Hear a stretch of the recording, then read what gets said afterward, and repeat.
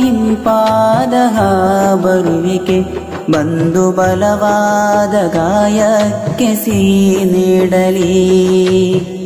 ಬದಲು ಬದಲಾದ ಬಾಳಿನಲಿ ಬೇಕೇ ಬೇಕೊಂದು ತಂಗಾಳಿ.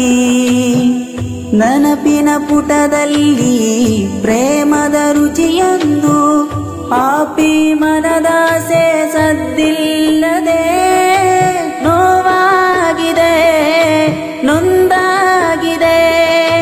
ಎದೆ ಬಡಿತ ತಮ ಕೇಳಿದೆ ಪದ ಸಾಲದೆ ನಾ ಬಂದರೆ ಪಿಸು ಮಾತಿನ ಶೃಂಗಾರ ಬರಹೇ